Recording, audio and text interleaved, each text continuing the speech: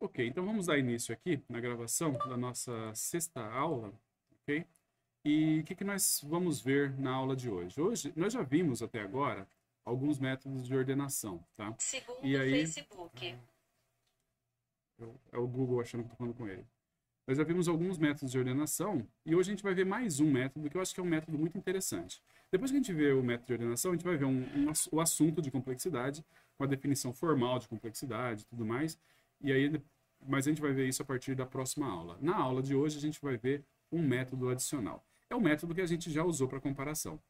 O Eduardo vai ajudar aqui nessa parte, né, Eduardo? Sei, E o método, qual é o método que a gente vai ver hoje? método HIP. O HIP. Nós vamos ver o HIP sort. O HIP, cara, ele é muito legal. É um dos métodos, assim, eu acho que, putz, mais bem bolados que você pode imaginar. Mas para a gente entender como é que o HIP funciona, a gente tem que ver algumas coisas. Bem, você está vendo a minha tela aí? Sim, Primeiro que eu não mudei para HIP, né? Tem que mudar para HIP aqui. Mudei para HIP. Eu vou colocar esse cara numa posição que a gente tem que... Ok. Tá, estamos aqui. Esse, essa posição que a gente está aqui com o nosso vetor, ela é muito especial. Ela representa uma estrutura que ela é muito legal e ela chama, essa estrutura por si só chama-se HIP. HIP é uma estrutura HIP. E ela pode também ser ela pode também ser falada como max HIP. Max HIP, certo? Como é que funciona a ideia do HIP, tá? Deixa eu ver aqui, no passo 59. Vou voltar aqui para o vetor original. Então, depois a gente vai no passo 59. Como é que funciona a estrutura da HIP? Eduardo, você vai ter que me ajudar no seguinte. A gente vai criar uma regra aonde cada posição do vetor ele vai ter filhos. Já viu isso? Um vetor com filhos? Uma posição do vetor com filhos? nunca, professor, jamais imaginei. Então, mas ó, o que a gente vai fazer? O zero vai ter dois filhos.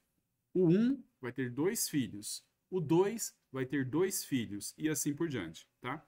Se você já viu estrutura de dados, a gente está falando de uma árvore, basicamente. É como se você tivesse uma raiz, vai ser o zero. Aí a raiz tem filhos, e os filhos têm filhos, tal, tal, tal, até que você chega. Qual que é? Você viu a estrutura de dados, Eduardo? Ou tá vendo? A gente tá vendo, mas a gente tá em pilha ainda, não Ah, pegamos entendi. nada.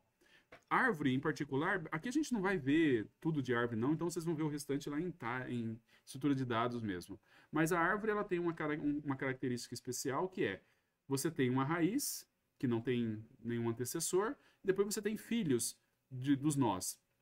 Até que tem nós que não têm filhos. Os nós que não têm filhos são chamados de folhas. Tudo bem, Eduardo? Certo. Então, o que nós temos? Nós temos posições no meu vetor. Os posições do meu vetor vão ter filhos. Agora eu vou te explicar qual é a regra para descobrir quais são os filhos de uma posição. E a regra, ela é muito simples.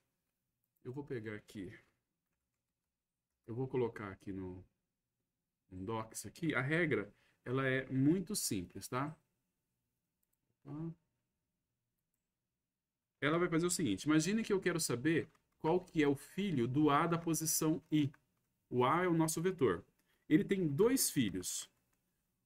Um dos filhos vai ser o A da posição I, não, é 2 vezes I mais 1. E o outro filho é o A da posição 2 vezes I mais 2. Certo? Então essa é a regra de definição dos filhos.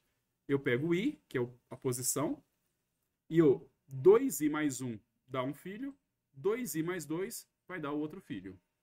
Beleza?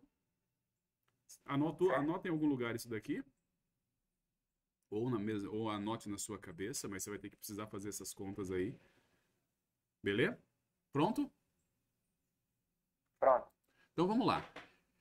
Eu vou pegar um cara aqui no meio. Quem que é? Quais são os filhos do 18? Do 18, Não, perdão, do 8. 18 não, né? Do 8. o 17 e o 18. Perfeito. Quais são os filhos do 2? O 5 e o 6. Perfeito. Quais são os filhos do 0? O 1 e o 2. O 1 e o 2, tá ótimo. Quais são os filhos do 15? Aí vai estourar, né? Na verdade, o 15 não tem filhos, né? Porque, bem, se ele tivesse, quais seriam os índices, as posições do 31 filho? e 32. 31 e 32, que está fora do vetor. Então, isso significa que o 15 não tem filhos, nessa situação aqui, Correto. tá bom? Beleza. Ahn, quais são os filhos do 19? Ah, desculpa, do 9, tô falando errado toda vez. Quais são os filhos do 9? Então, ele só vai ter um filho, né? Só vai ter um filho que é o 19. Perfeito. Tá bom. Isso daí é a regra para a gente definir. Uma outra coisa que a gente tem que perceber. Olha só. Quais são os filhos do 0, 1 e 2. 1 e 2? Quais são os filhos do 1? 2 e 3. Não. Não, 3 e 4, desculpa. 3 e 4. Porque você reparou que o 2 já é filho do 0. É, tá certo. Então os próximos são os 3 e o 4. Quais são os filhos do 2? 4 e 5. Não. Não, 5 e 6. 5 e 6. Certo? Porque o 4 e o 5, o 4 é filho do 1, a gente acabou de ver, né? Não se repete, então. E não se repete. Quais são os filhos do 3? 7 e 8. 7 e 8, que é os primeiros caras que estão sem pai ainda, sem pai ainda, no caso, né? Quais são os filhos do 4? 9 e 10. 9 e 10. Você tá reparando, né? Que todo mundo que tá aqui tá tendo. Os filhos estão aparecendo na sequência certinho que eu tô entrando aqui. Eu pego um carinha e me aparece um filho aqui, tá bom? Aham. Conseguiu perceber isso? Sim, Então, na verdade, outra coisa que a gente pode falar é assim: para cada cara existe um pai para ele, somente um pai, certo? Então, por isso é uma árvore. Senão, numa árvore cada nó tem no máximo um antecessor, senão seria mais complicado. Beleza? beleza. Eduardo, me fala só mais uma outra coisa. Qual é a distância entre o 3 e o primeiro filho dele? 4 posições. 4. Qual é a distância entre o 8 e o primeiro filho dele?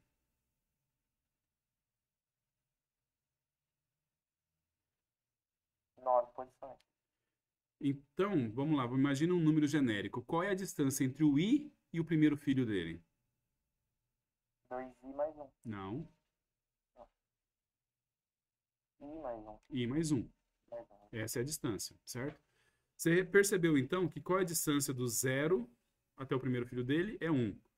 Cada vez, conforme eu vou avançando aqui, vamos fazer assim, ó. Qual é a distância entre o 0 e o filho dele? É 1.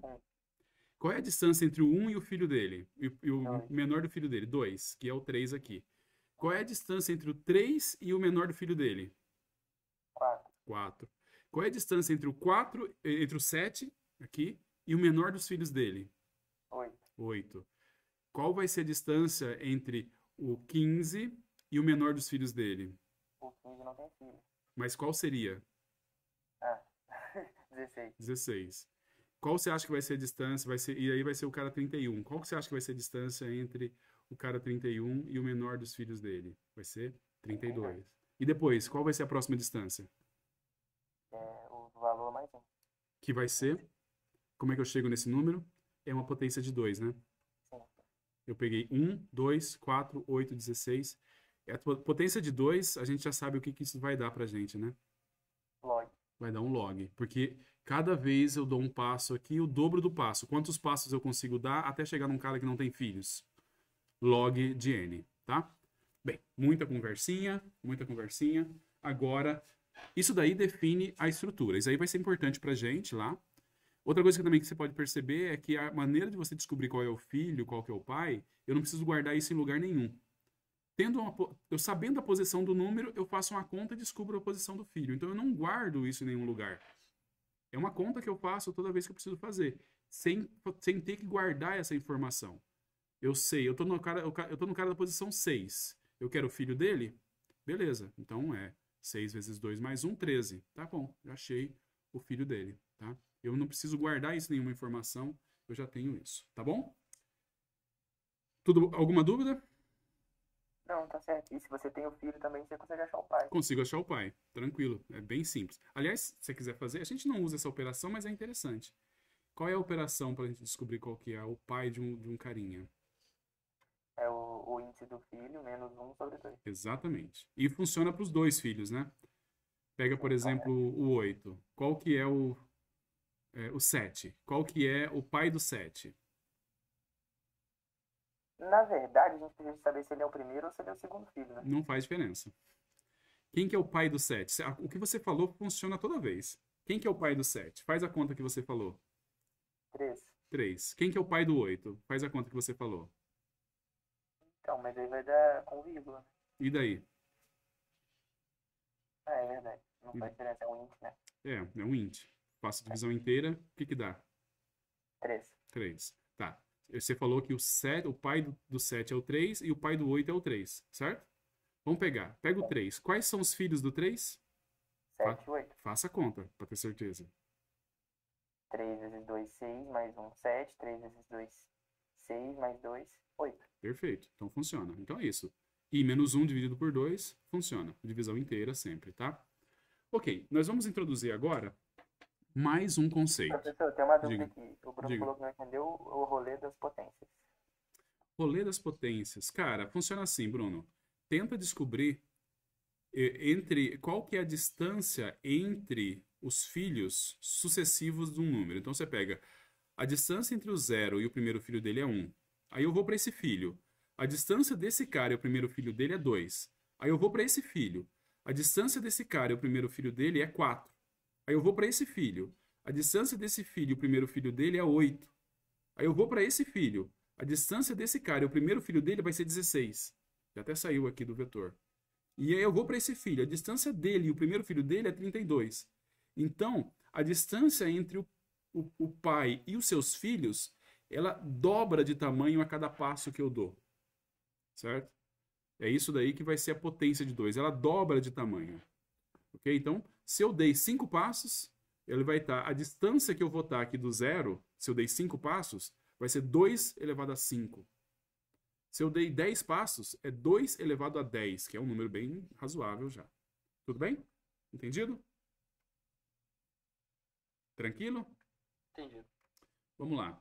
Agora, a última coisa que a gente vai fazer nessa parte da gravação é o seguinte. Agora a gente vai introduzir uma regra adicional. É uma regra um pouco controversa, mas abstrai. A computação, ela é famosa por dar nomes simples para coisas relativamente complicadas, então ela gosta de ficar falando de árvore, de filho, de, sabe, coisas assim e tal, pai e tal, quando no final não tem nada a ver uma coisa com a outra, tá? Mas a gente vai introduzir uma regra adicional. O que a gente tem agora é uma estrutura de árvore. Agora a gente vai definir uma regra adicional para falar que a gente tem uma heap, uma árvore heap, tá? E o que é uma árvore heap? Ela tem essa regra da definição dos pais e filhos, a mesma coisa, mas ela tem uma regra adicional que é a seguinte: o pai não é menor do que nenhum dos seus filhos.